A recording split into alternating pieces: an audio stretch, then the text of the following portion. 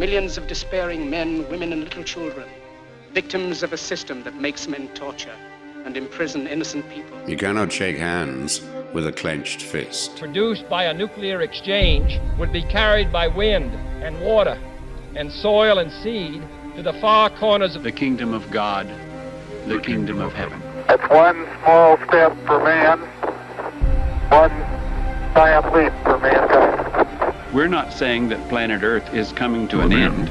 We're saying that planet Earth is about to be refurbished, spaded under, and have another chance to serve as a garden for another civilization. Most of the people in here are just your reflections. They're your mistakes. 1776 will commence again if you try to take our firearms. 1 million of the planet's 8 million species are threatened. You are what you repeatedly do. Therefore, excellence ought to be a habit, not an act. Your lives and the credibility of the United Nations is at stake. Epstein didn't kill himself. The reason this is such an interesting time is not only because we're on the threshold of the end of this civilization. They're trying to take you out with bullshit. The experience of the past 2 years has proven beyond doubt that no nation can appease the Nazis. To those who can hear me, I say, do not despair. The misery that is now upon us is but the passing of greed, the bitterness of men who fear the way of human progress. The hate of men will pass, and dictators die, and the power they took from the people will return to the people. And so long as men die, liberty will never perish. In the language of the U.S. Department of Defense, these are unidentified aerial phenomena. Roswell's a very interesting place with a lot of people that would like to know what's going on. There is very compelling evidence that we may not be alone. This is the Garden of Doom. Welcome everyone into Garden of Doom. This week we have our guest Phil Brown.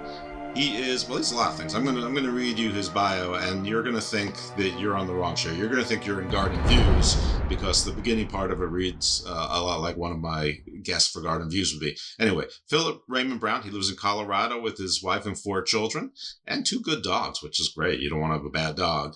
We learned in Guardians of the Galaxy 3 how that can traumatize a dog. He has a BA in History and Political Science from Moyne College and a JD, like me, from Washington and Lee University School of Law. There's a fine Virginia area law school. Writing fiction was Philip's lifelong dream, and it became his second career. In 2017, he walked away from a successful career as a trial attorney to pursue his dream. When he wrote his first book, he devoted time to his family. He coached Little League and youth basketball, and during that time, his wife is a doctor, and she was on the front lines in the battle against COVID-19, and he was homeschooling the kids.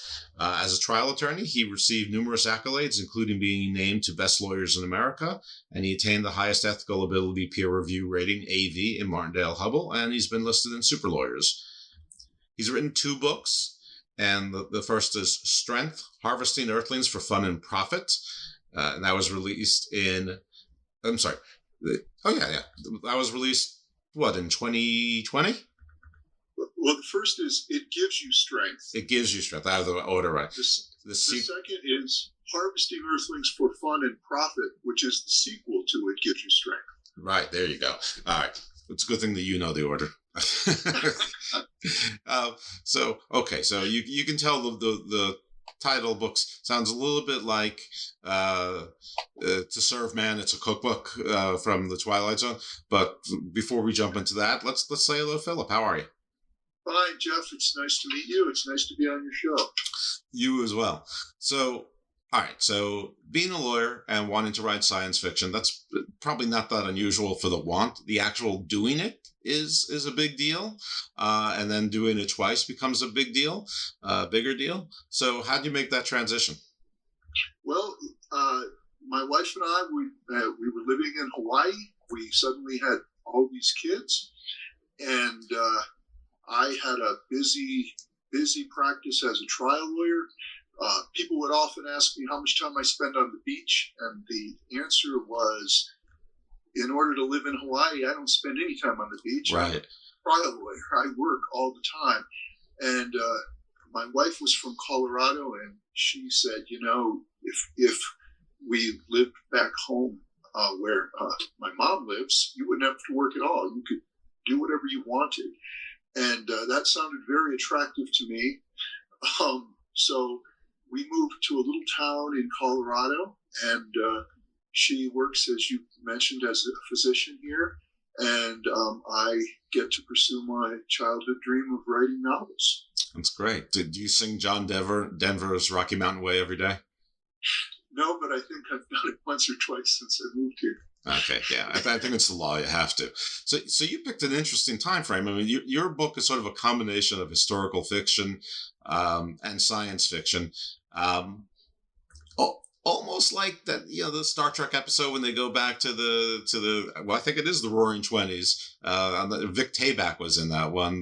Mel from Alice, the old CBS sitcom.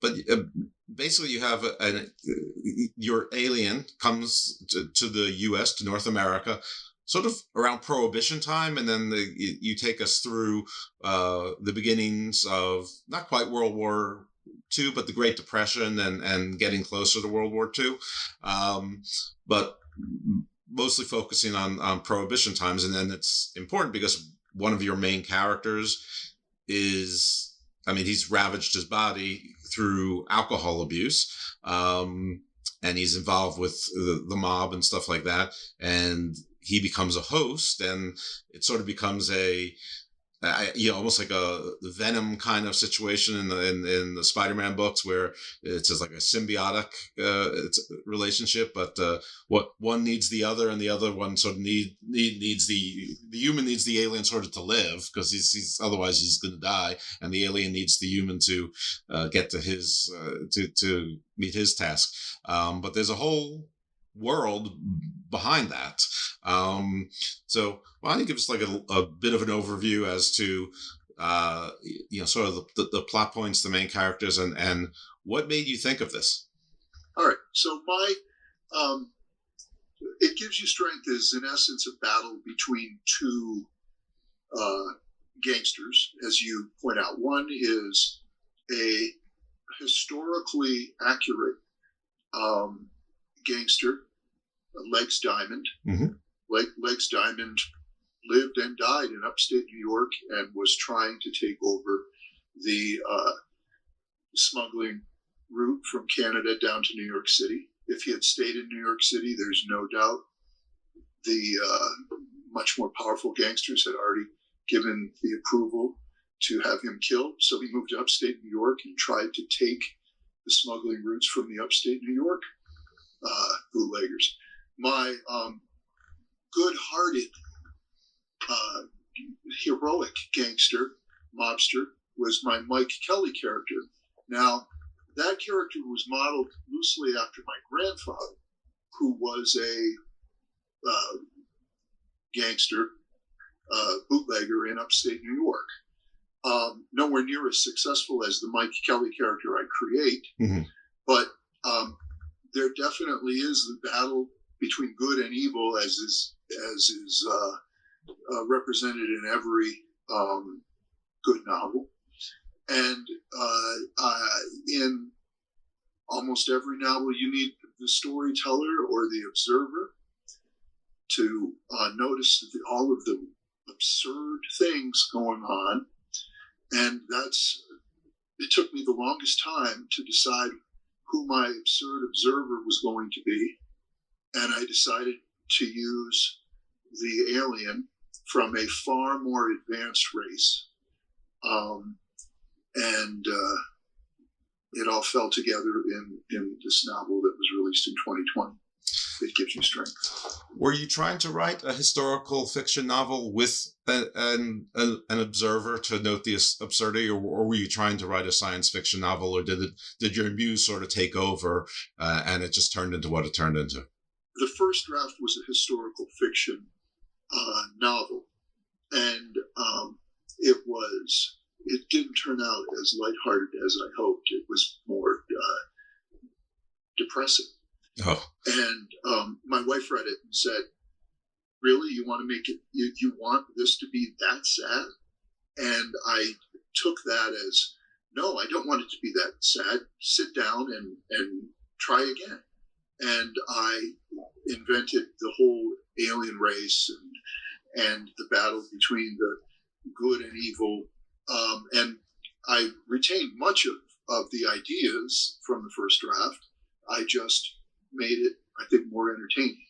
Yeah, it almost has the flavor of British science fiction in that where you have sort of the visitor, and they've got their own problems in their own world, but they're sort of sucked into another world of its own problems and its own world, which really is the telltale.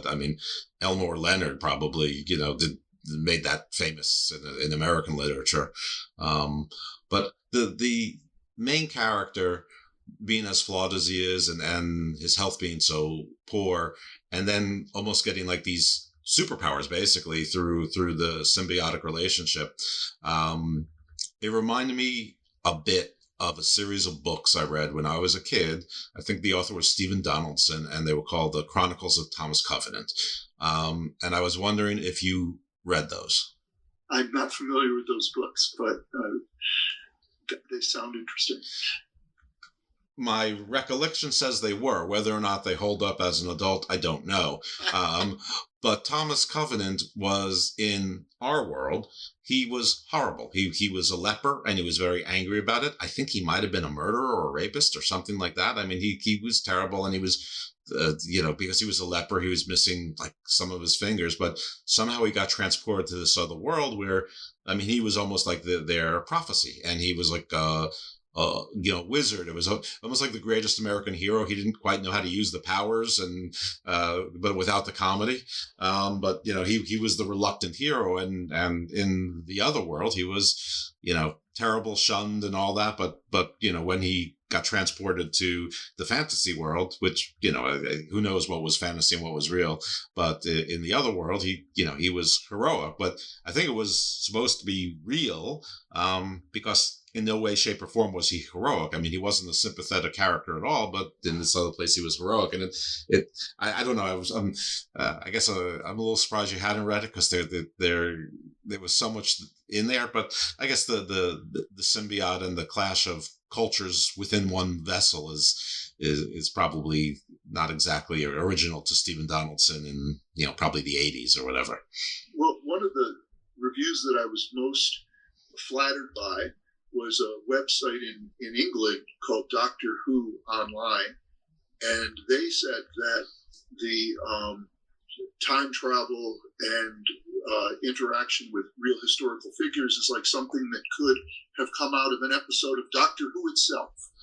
And I took that as, I'm a Doctor Who fan. I was very flattered by that, because in writing the historical fiction aspects of the novels, I'm very interested in finding episodes in history that are long forgotten or have even been covered up, and then trying to write about them and build them into an interesting storyline. And it gives you strength. The Craig colony was very important to me, in that I was researching the historical fiction of the history of the 1920s. And you mentioned I went to Moyne College. Well, Moyne College is about 60 miles from where the Craig colony existed, and I had never heard of it until I'm doing research here in Colorado. And suddenly I'm reading story after story about this colony where people with seizure disorders were basically sent to live their lives in New York State from 1904 to 1968. Wow. Who's ever heard? We would never think that could happen in America. But that was, I'm sure by the late 30s, they realized this is not a good idea for us to be shipping people with simple seizure disorders and putting them in a prison camp, right, in essence, which they called the Craig colony. and they had no idea how to actually treat people with seizure disorders. They had what they did is they decided that if they worked them really hard and got the people with seizure disorders tired enough, when they did have a seizure, they wouldn't have a lot of strength to hurt themselves. And that basically, so they had them do things like making bricks, doing carpentry. And they were very proud one year that they produced over 1 million bricks. But the reality is now seizures are controlled largely through medication. Right. And no one had to be sent to a prison camp. Sure. This did not just go on in New York State, went on in Ohio, in Texas. One young woman in 1926 was sterilized because she had seizures, and the United States Supreme Court said, that's fine. This is like one of the great travesties, the great injustices of American history that's been swept under the rug. And so I made it a very important, I think, plot point of my novel. And there's other historical nuggets in my book that I try to build in, like the New York Naval Militia was another, which actually still exists today. Oh, really? And I don't know if you read it, but I did a whole chapter on the New York Naval Militia. Like most states have a National Guard, right? Mm-hmm. Well, New York decided, well, what if the Navy ever needs more sailors? Let's have the New York Naval Militia, and we will train sailors to fill in just in case the U.S. Navy ever needs more sailors. And they would have ships on Lake Champlain and off of Long Island, and they'd be training in smaller boats because obviously the state of New York didn't have naval vessels. And millions and millions and millions of dollars went to the New York Naval Militia. Now, in my novel, to point out how absurd that program was, Mike Kelly, the good bootlegger, who's also a Medal of Honor winner, gets himself appointed to be the head of the New York Naval Militia on Lake Champlain, and then he uses his naval boat to travel from Canada, fill it with liquor, and travel it back down to New York. But even today, the New York Naval, you could Google it, the New York Naval Militia still exists, and they justify it by saying it helps guard our borders between the United States and Canada on Lake Champlain. So, again, that was something that my alien character was interested and surprised by. Well, they never forgot the French and Indian War, so we're ready for the next. That's right. Come on, Hurons, we've got you. Then we have an Air National Guard here in Maryland, and I've heard of other Air National Guards, but I've never heard of a state naval militia before. Interesting concept. It's sort of fun. You also had a heavyweight champion, Jack Dempsey, in your book. Yeah, He makes it into the second book too, and actually travels on a mission to the aliens' planet. And in the third book, I'm going to let go of Jack Dempsey as a character. Spoiler.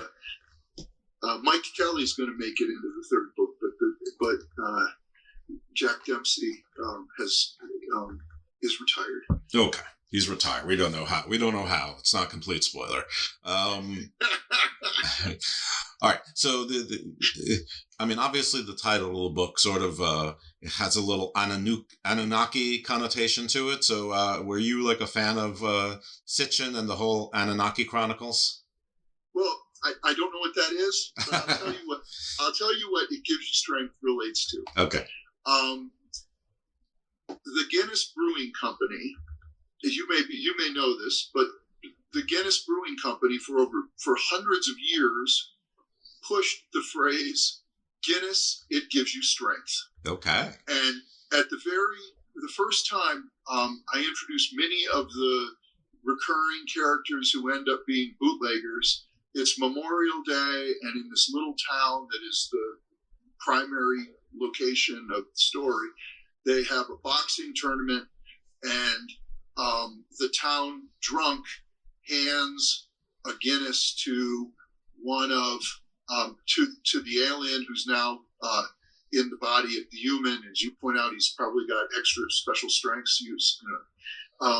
And the town drunk hands it to the alien and says, "It's a Guinness. It gives you strength." And everybody cheers. And then I try to stress the strength others are given. There's a priest in the town who draws his strength from religion. The alien, of course, draws his strength from technology. And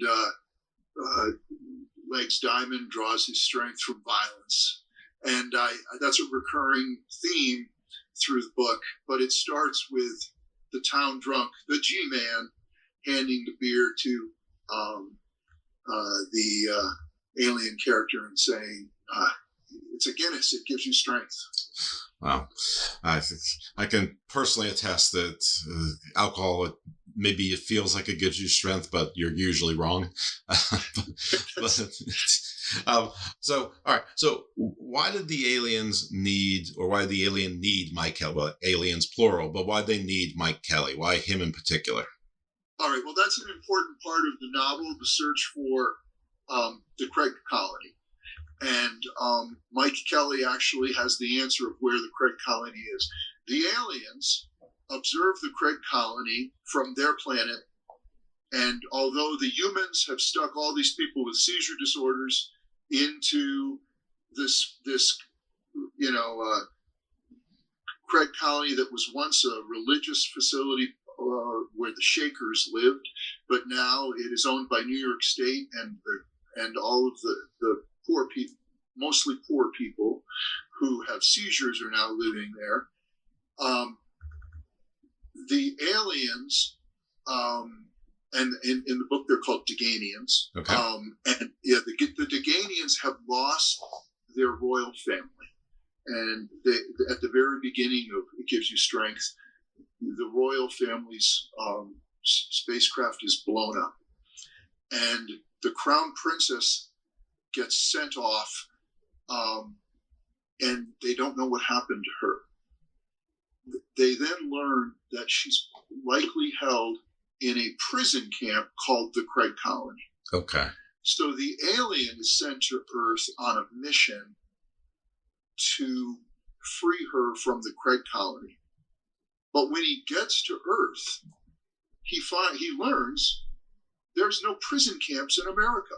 And not even the revenue, the FBI, who then were called revenuers, the IRS agents who are, they don't even know what the Craig colony is. But everyone is assuring him there's no prison camps in America. Right. And but Mike Kelly is the clue, the key. He knows where the Craig colony is, and I won't tell you the rest of the story because that would ruin the big twist in the book. But yes. Yeah, Mike Kelly is the key. So I'm guessing that some of the alien characteristics maybe simulate some seizures or whatnot, and that's why she probably had no ailments, but they look like ailments to us mere humans here. Well, I can tell you what it is in order to preserve the alien psyche or the soul, it's the alien body is lost, but the body, the soul is transferred into the human body using the transference protocol. In the early stages of the transference protocol, it had a design defect which they learn causes seizures in certain races or certain species, excuse me, it's not races, certain species. And in humans, it does cause seizures. So in the next version of the transference protocol, they put a warning in the instructions that it could cause seizures. Yeah, it's a little bit like Battlestar Galactica when the Cylons go through the resurrection. They sort of come out in that primordial soup bath, a little bit confused, and you have to sort of regain themselves. Yes, but I You didn't watch that either. No, I love Battlestar Galactica. Okay, good. I never thought of it that way. My aliens seem to arrive when a priest is giving a human last rites, and everyone thinks the human is on the brink of death, and suddenly the human sits up and starts talking. Oh, it's like a Lazarus thing. Yeah, exactly. Lazarus, I mentioned that in the book. Not since Lazarus has someone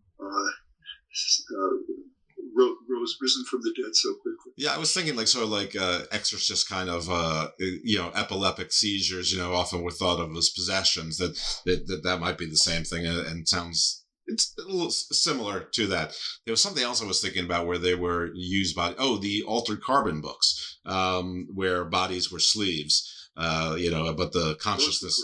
Yeah, no, they were terrific books. The idea that rich people could live forever because their sleep would just be changed. Right, and we're almost there. Yes. It's just a question whether the AI kills us before we can sort of live with them forever, or whether they tolerate that. I'm very afraid of AI. So but here, let me ask you this question. Sure. This is one I've been pondering recently. I am not a big fan of either political party currently running our country. I'm not a big fan. I think our country our government should just be providing services, and the person providing services should be treating us almost like a business providing services. And so we all think of the evil possible AI that could destroy us. But given how bad our current services are being provided by the human leaders that we have, or human overlords that we have, is it possible that the AI could be better at providing services? It is possible. Sure, it's possible. It is.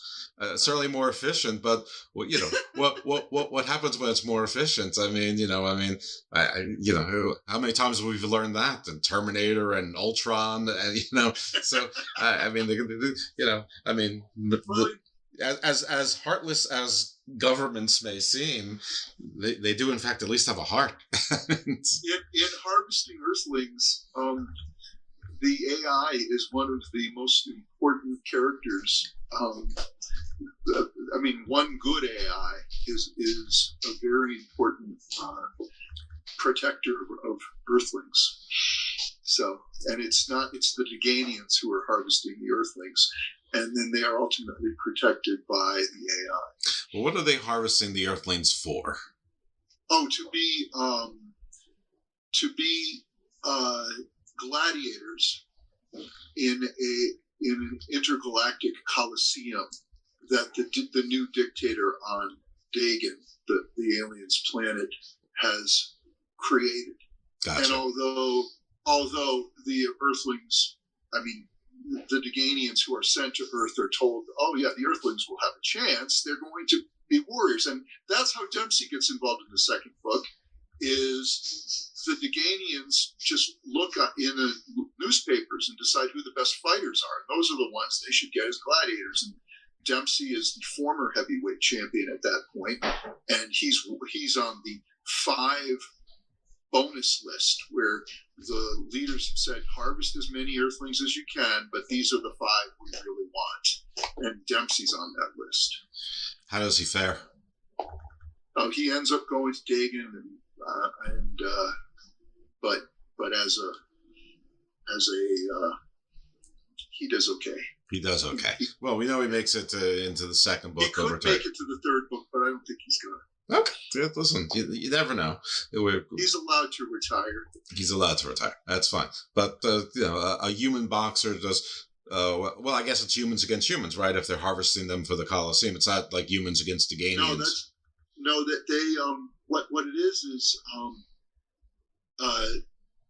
because they have the transference protocol, you will never die, but your body will be, and then they'll just transfer your life essence into another alien or into a Deganian or into whatever, and so you go on forever and ever fighting in this Colosseum, which is worse than death.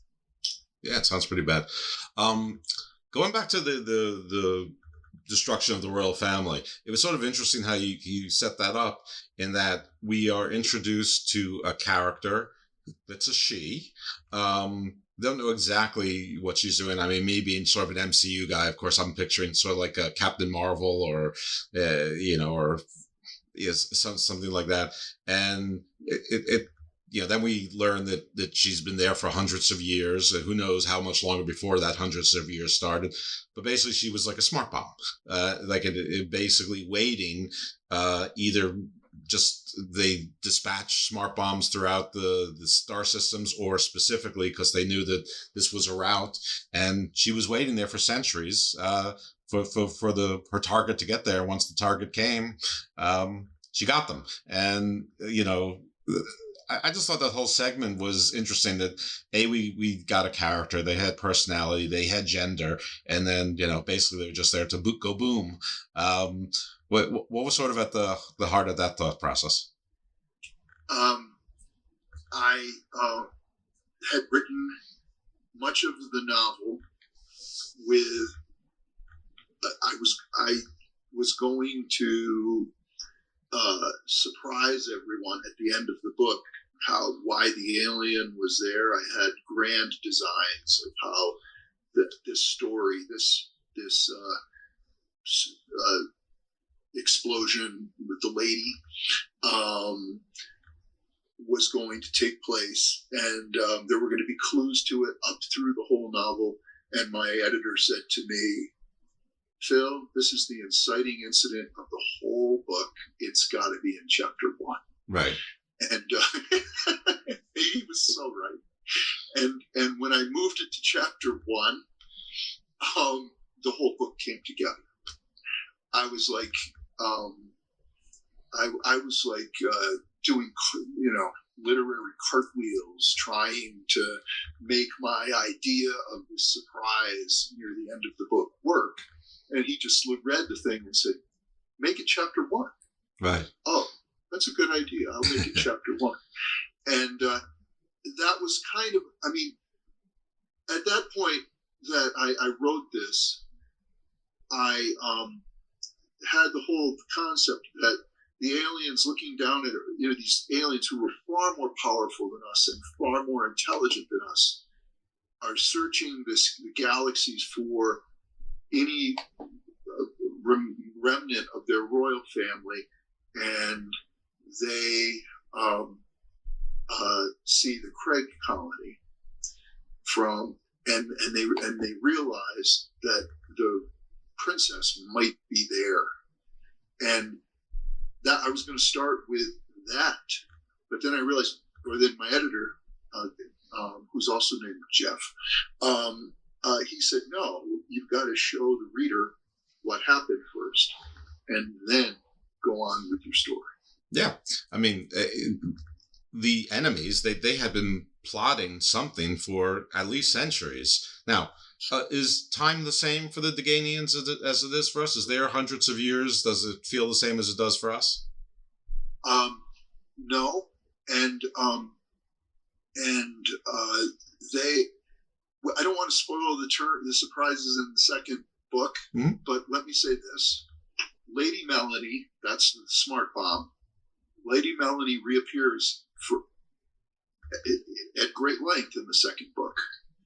You not only see Lady Melanie again, but you learn that there are still tens of thousands of Lady Melanie's kind, who she refers to as her brothers and sisters, and they're an important part of the second book. And much of the second book is about their redemption. Yeah, we're turning them. Redemption is an important part. Redemption is an important theme for me, and I think they get their redemption in the second book. Sure, it's like pro wrestling. We got to turn the heels into faces, and they're going to become like the Riders of Rohan or something. There you go. I can feel that's good. Excellent. They're AI with hearts of gold. So yeah. So you're an AI. You're a technology optimist, aren't you? I'm an optimist in everything. Yeah, that's nice. That's a great thing. What are you doing in a Garden of Doom? I wanted to tell you that when I came on right away. And that's one of the things one of the real problems I have right now with our government is so much of both political parties is about give us money, vote for us, or 20, 30 years from now the world could come to an end. And it's like, wait a minute, this, our species has been around for 1 million years, and the world's going to come to end in the next 20 years. That's kind of narcissistic, isn't it? Yep. This species has adapted for millennia after millennia, and we're suddenly going to fall apart because I didn't send you money? I don't think so. Right. I tried to stay away from politics on this show, but I'm going to give this one idea because it sort of feeds off something you just said. And I really think it's actually non-controversial. I think it's completely non-partisan. And depending on whatever, some people think that restacking the Supreme Court is the most important thing, or having term limits is the most important thing, or gun control is the most important thing, or abortion is the most important thing on either side of it, or whatever it is. And immigration, whatever people think is the most important of their top 7 issues. When you actually poll the American people, there tends to be somewhere between 2/3 to 80% agreement on some big principles, and they almost never seem to make it into legislation. And I think the thing is money. That is the problem, and that's sort of what you said. And I think that there's an easy fix to that. Now, by easy, I mean simple. I don't mean it'll be easy to do. It's hard to do, but all of these other things that I mentioned, and probably 1,000 other things that people could mention, are just as hard to do. So if you could fix this one thing, I think we'd actually get closer to a truly representative government, and that is make all national elections publicly financed, no exceptions, no loopholes, no dark money, no nothing. People who break it go to jail, even if we think our prisons are overpopulated. Long terms, and the end. All publicly financing. If you think the problem was a 2-party system, and all of a sudden the 2 parties, they don't have control over anything because they don't have control over the money. Everybody gets. There'd have to be some, you have to get some number of signatures on a petition, or some sort of way to establish, that I can't get on the ballot, unless, 5,500 people, want me to be on the ballot for, I don't know, congressman or senator or president. Maybe you need 1,000 people in each state, something, whatever it is, some objective standard to get there. But even then you would get some sort of national stipend. You can do that. You can, and that's it. Can't even use your own money. End of story.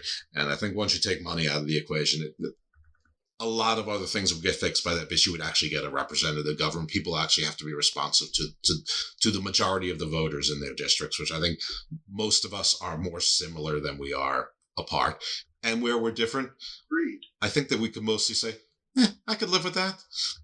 I think most people are like, yeah, I'm really against X, but I can live with X minus B. It's it'll be fine, so that we go along as a country. Anyway, that's the end of my little political spiel on that. And I think that most everyone would agree with you. And again, as I say, I'm like an eternal optimist. Good. And I sometimes wonder, just as some people are clinically depressed and they just are depressed and they need medication, so that it controls their depression. I wonder if others are born optimistic, because I have just been so lucky my whole life. Oh, absolutely. Yeah. There's nature and nurture. It's not that some people are just born happy and stay that way, and that's great. I'm jealous of those people. Actually, I'm actually a closet happy person, because I just like to be dour. It's just it's my shtick. Eddie. Anyway, and my books. You said what am I doing on the Garden of Doom? There's some apocalyptic. The first one deals with It Gives You Strength deals with prohibition. But definitely in Harvesting Earthlings for Fun and Profit, the end of Earth is a possibility. Yeah. So now we're talking. Attaboy. Get with the program. And it's an old-fashioned space alien, spaceship outside of the Capitol building, and Mike Kelly running at them with a machine gun, shooting at them, and, just almost like War of the Worlds. Right. Instead of running from the aliens, he's running at them, and it's right. Sergeant Nick Fury, the original 1950s version. Exactly. I forgot the DC version. It was Sergeant something. Anyway, it's not important. I think everyone can, in their own mind, can picture exactly the scene from some pulp comic book that's either real or that they've seen in a movie or TV show depicted as such. So, who were some of your literary influences? Because somewhere, someplace, somebody, and maybe it's not just literary. Who are your influences? Like, what do you think seeped into this book? Well, okay, the biggest one from historical fiction would be Gore Vidal. Mm-hmm. Gore Vidal's book Burr had a huge effect on me. I think I've read it 3 times. But then he writes a series of novels about American history, and he follows it all the way up through Hollywood. So that's what I'm trying to do with Where It Gives You Strength. Deals with the Prohibition era. Harvesting Earthlings deals with the Great Depression and that era. And the next book, unnamed, but I'm well into it, deals with World War II era America. And then I will decide whether I'm going to put this series to rest, or all along I've planned to do 3 books, and in this series, and then move on to something else. So yeah, we'll see. I've enjoyed these. But so Gore Vidal, John Irving, as far as just writing novels and the structure of novels and the way introducing rich characters and foreshadowing events, and just writing absurdities that then somehow all get pulled together at the end. That's the map that I try to follow when I write.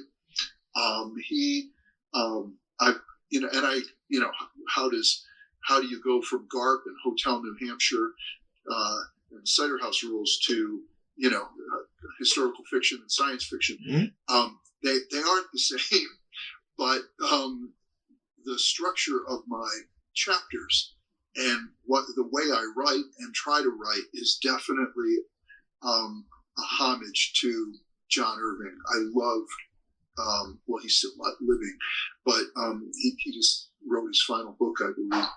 And but I've loved all of his books, and they've been a big part of my life. Those would be the 2 major writers that I think have influenced me in my life. A lot of, pop culture. I mean, you've mentioned so many of it in our interview. Star Trek and mm-hmm. Battlestar Galactica and Marvel. Well, someone described your book as sort of between Boardwalk Empire and Starman. Yeah, Starman is one of my favorite all-time movies. Starman, Jeff Bridges' performance in Starman is amazing. Yeah. And Boardwalk Empire, I don't think I watched. I watched about half of it. I've never watched the whole thing, but I was complimented by that. I know that it was considered great television. I've just never seen all of it. Yeah, it's a solid show.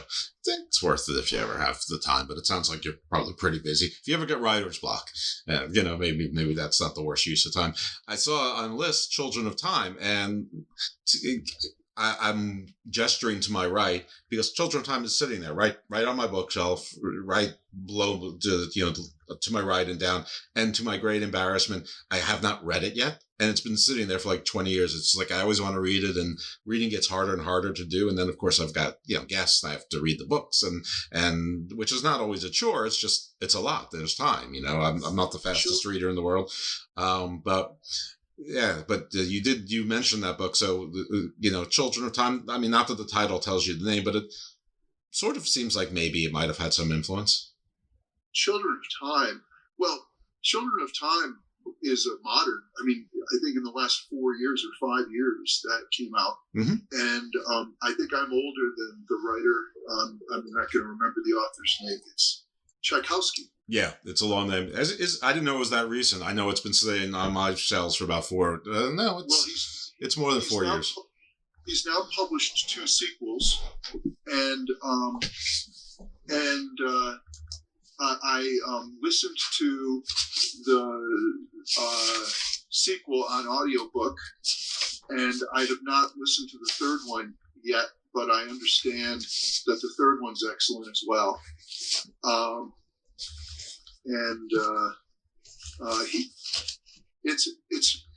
It's really incredible. 2015. Yeah, I knew it wasn't that recent, but it's not as old as it's been sitting there not a decade, but I bought it when it first came out to paperback. It's a long book, but it's the kind of thing.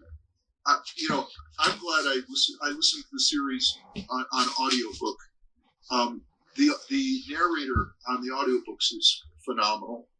It's very, very complicated. Basically, it's about the end of the human race, and our remaining DNA is spread out through the galaxies, and some gets mixed with spiders. Oh, okay. And you'd think, what? That's not going to be interesting. Oh my God, it's amazing. And that's it's trying to write science fiction after that. It's a little humbling, because Tchaikovsky does such a good job. He's a wonderful writer. Yeah, yeah, like I said, it's to my shame that I haven't read it. It's so shameful that I've made it seem longer than it was. But but I'm not afraid of a long book. I'm not afraid of a heavy book either. I mean, I've read most of Neil Stephenson's books. I've read a bunch of William Gibson books. I understood some of them. More the sort of the thriller spy science fiction than the true like Neuromancer. I had a lot of trouble with that one. Yeah. I just read Neuromancer, and it was the first. I had no idea William Gibson was this literary giant. Yeah. And I just picked that book up and read it, and oh my God, this guy is. What's so interesting about his writing is how vivid he describes everything, or vividly he describes everything. Yeah, I really enjoyed that book. Yeah, and they're not even that long. They're just thick. They're heavy. I mean, there are certain books. There are beach books, and then there are books where you have to pay attention to every single word. And William Gibson is every single word. But Spook Country was brilliant. The sequel after that, Zero History, very good as well. I've got The Peripheral sitting here, and that's another one that I haven't gotten around to reading. But proudly, I have read the Neil Stephenson books, Ream D, The Fall, Snow Crash, the Cryptonomicon, and the whole Quicksilver trilogy, which I mean, just great stuff, and Guy Gabriel Kay. But we're not here to talk about what I've read. We're here to talk about what's influenced you. I lost myself here. Well, the Peripheral is a really great series on Amazon. Right. And they've completed one season. I really enjoyed it. But anyways, yes. Yeah. Well, a friend of mine is one of the producers on that show. He's actually been on Garden of Doom a couple times. He's was one of the money producers. Like, he's there to make sure that the business side of it stays on track. He's not involved in creative stuff, but he's been involved in a lot of stuff. So, hi, Mark. Awesome. Hopefully he's listening. But yeah, are you familiar with Avi Loeb and his theory of Uma? It was if you explain it to me, I'm familiar with the name. I don't know. Okay, so he's a professor, and he's a professor from Harvard. And he was in charge of the astrophysics department. Yeah, he's a big deal. I mean, and there was an object called Umawuma, which is the name from the observatory in Hawaii. I found it, and ironically, it means scout, and it's not from our star system. It was one of the first. The thing that flew by the United States, that flew by the planet. Yeah, and it it doesn't match the flight patterns of anything else we've seen before based on, shape. And someone drew like the rendering like it was a cigar, but that's not really what it looks like at all. It was almost like a thin sail. And well, Avi Loeb basically posited that he thought it might be, sort of dead alien technology that's been floating there, but it might have been like a solar sail. But, based on the lack of emissions, I guess what happens is, comets, when they heat up and cool down, they emit gas, and that's how they sort of move, and why it's so predictable and you can measure them.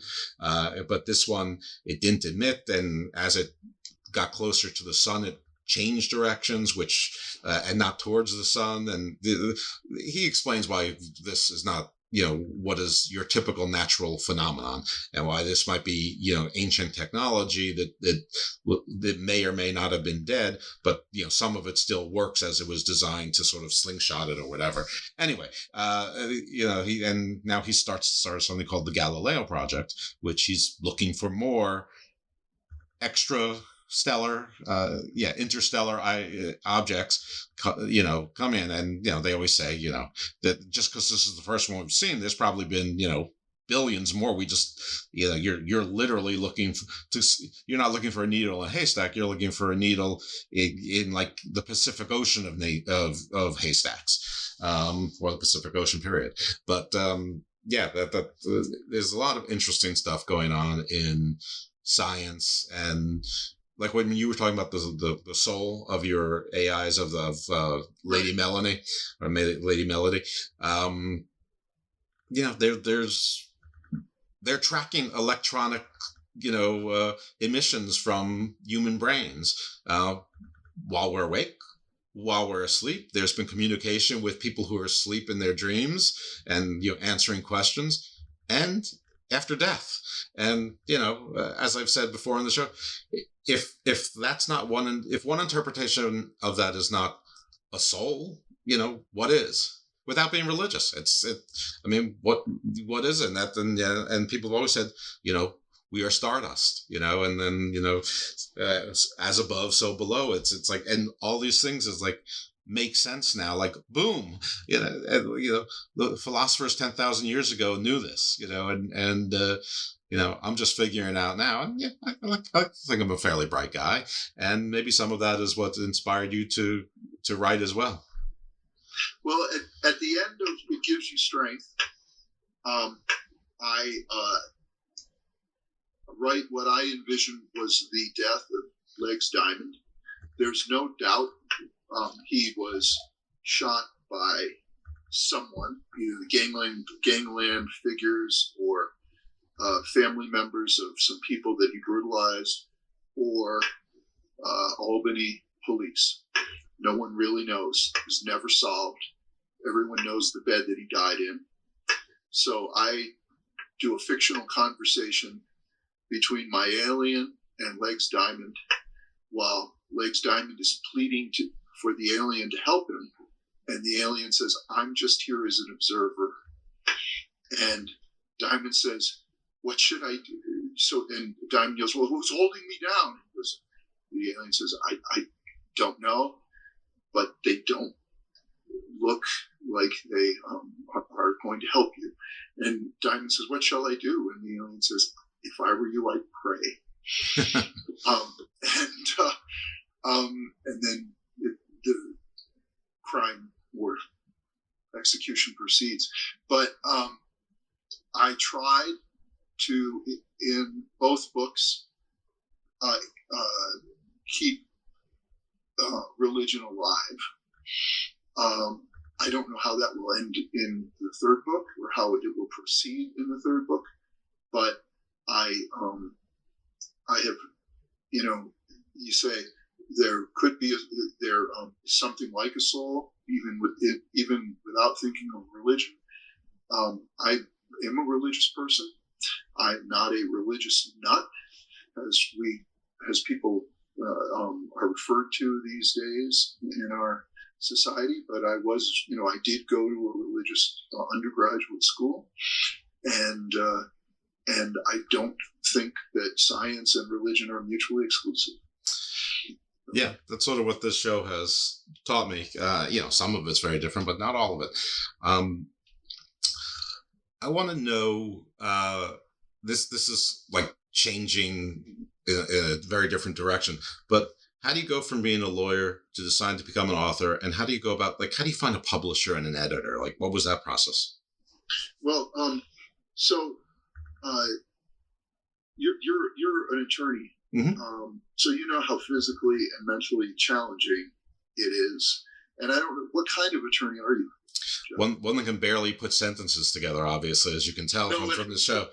But that, a litigator or wills and estates and I mean, probably like you, over 30 years, I've done most everything, but it's been a good decade or so since I've done any sort of litigation. I mostly work with small businesses, tax-exempt organizations, some estate work, and some IP as well, trademark, copyrights. Yeah. Well, I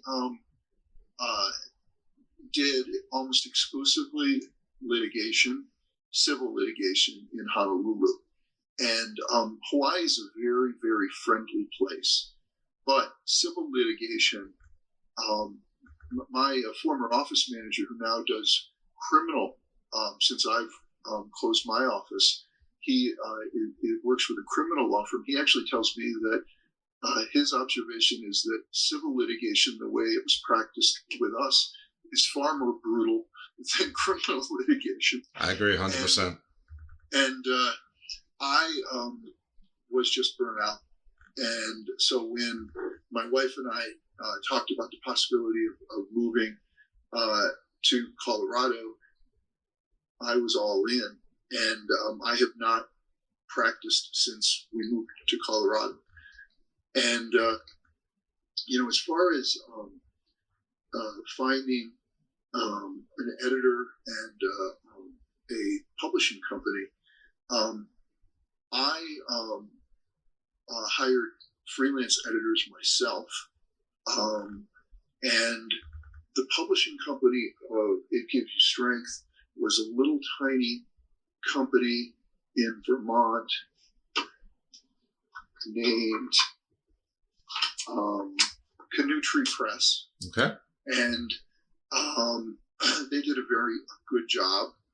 But the second book, I published myself, and I thought I could do it as well as Canoe Tree Press. And I think in retrospect, I would have used Canoe Tree Press. The way, it just was a lot of work that I would rather have spent writing. Mm-hmm. So there's, in the publishing business now, there are at least two different ways you can go. One is the traditional publishing contract, where you get a small advance, and then you get a small amount of the monies that you receive off of the sale of books. And then I understand that in certain of the contracts, if you don't sell enough books so that the publishing company recovers the advance, they can claw back the part of the advance that wasn't. But there's also self-publishing, mm-hmm. which has exploded. You put up the costs yourself, but you retain the intellectual property. You retain all of the money from the sales of the books, but you have to do all the publicity yourself. Now, I've heard it said that even when you do traditional publishing, you have to do most of the publicity yourself, so it's not that big a difference. Now, I put It Gives You Strength up during COVID when most of the publishing companies were shut down. Mm-hmm. So there wasn't really an option to go with a traditional publishing company. I'm not opposed to using a traditional publishing company. I've enjoyed self-publishing.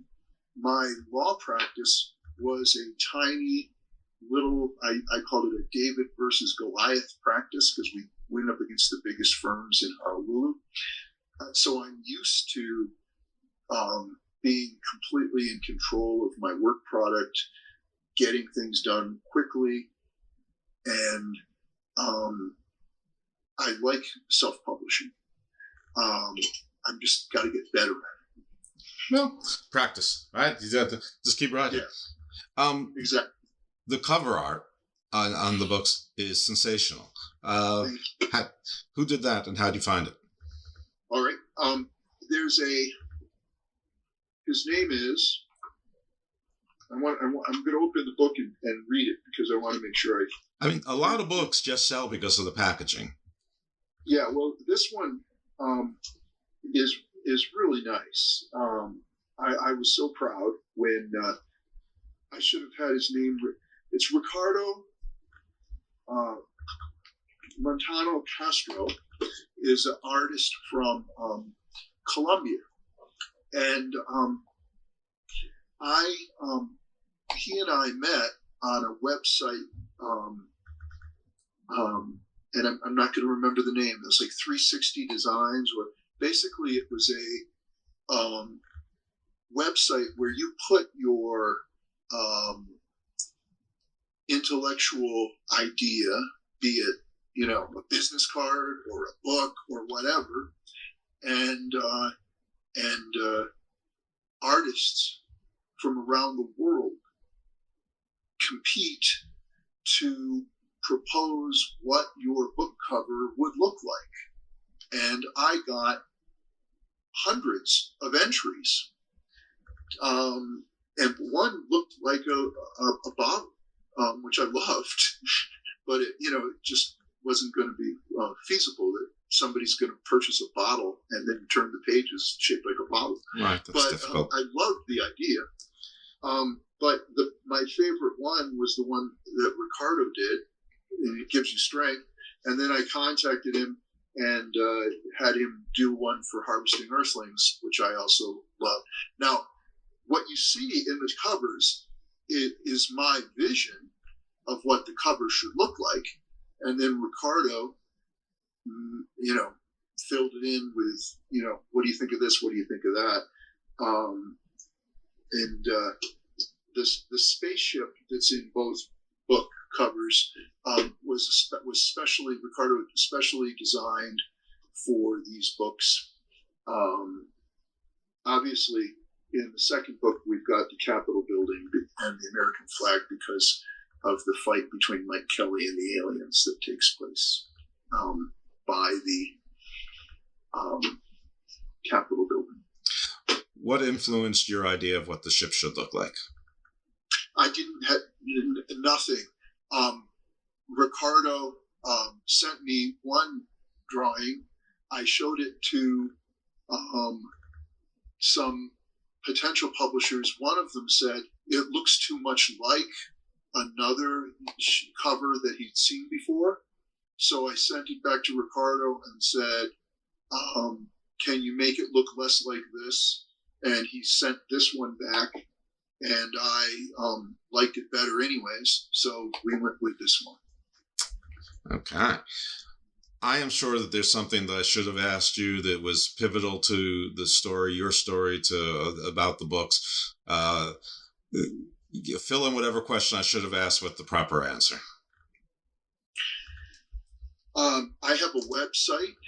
It's philipraymondbrown.com, and you can buy my books right off the website, or you can buy them off of Amazon, or you can buy them off of Apple. And there are audiobooks for both my novels, available from Audible, available from Amazon. You can buy It Gives You Strength on audiobook off of my website. I do not have Harvesting Earthlings on my website yet, but the audiobook. And I'm on all social media. I'm on Twitter and Instagram and Facebook and LinkedIn. Well, so they're pretty well reviewed. I mean, you were above 4 stars. I saw 5 stars a few times. There was one person who wrote a 2-page review. I have to believe that they were British, or at least British trained, just the way they wrote and the word choice. So if you're a British science fiction fan, and then I mentioned it sounded a little British science fiction, and then you mentioned the Doctor Who parable story as well. This probably is for you. But you also mentioned to me you try to stick to 300 odd pages, so it's not like they're terribly long. This is a doable read. Well, I've actually spoken to classes about my formula. What's the key to writing a book? And it's not as hard as people think. You try to write 10 pages a chapter, and then go on to your next chapter and write 10 pages, and then write 10 pages for that next chapter. And sometimes the chapters have to be 6 pages or 5 pages, but then another time, if you have a 6-page chapter, try to have a 14-page chapter, and average 10 pages for 30 chapters to 32 chapters. You'll get 300 to 320 words, and then editing. And what is editing? An editor is a nice way of saying someone who deletes words, because anyone who writes for any length of time knows that good editing means cutting words and making sentences more succinct. So your 320-page draft should be edited down to about 290 pages. Once you've taken 30 words out of your first draft, or 30 pages out of your first draft, you're going to have 290 pages. People are going to want to read that book. There you go. That's what I tell people. All right. Well, thank you very much for coming on the show. Good luck with selling the 2 books. Good luck with writing the 3rd book, and maybe you'll come back again. I tell you, when I read the title, I'm like, I really hope this is To Serve Man. It's a cookbook. That's one of my favorites. That was the title really cinched me in when I got the list of proposed guests from that site, which has been fabulous. But yeah, great. I keep doing the publicity, keep doing the tour. This is probably a really easy way to do it, and it's great for content creators as well. So you gave all your socials, you gave all the places to check the book out. So I think we've done our job. Thank you, Jeff. It's been a pleasure. This has been just an enjoyable conversation. Thank you. Terrific. All right, well, great. Keep in touch and have a great rest of your day. And for those of you out in the world, I know it's not going to drop today, but it is Mother's Day. So happy Mother's Day to everyone. Happy Mother's Day. All right. Thank you, Jeff. I appreciate it. Thank you. You too. You have a nice day. You too. Bye-bye. Delicious body heat, it's so warm inside of me. It's too bad you don't have more meat on your tiny body. Oh, you're dying, what do you mean? You say that I can't eat. Oh, but it's so good, it tastes so sweet, how dare you deprive me? Would you like to eat with me at dinner as a family, where we take care of each other's needs? Yeah, that's not happening. But I'll feed you your own hands and feet, don't worry, it's my treat. Though I've had my feast, you're not released, cause I'd like seconds, please. There, another one in the trash of despair. I wonder how long it's gonna last. apnea me, it's impossible to sleep. And I swear every time I breathe in, I stare in disbelief. I can't go without the feeling of your flesh upon my teeth. I can't retreat, no, I can't even breathe without feeling hungry. Why do you still believe in me?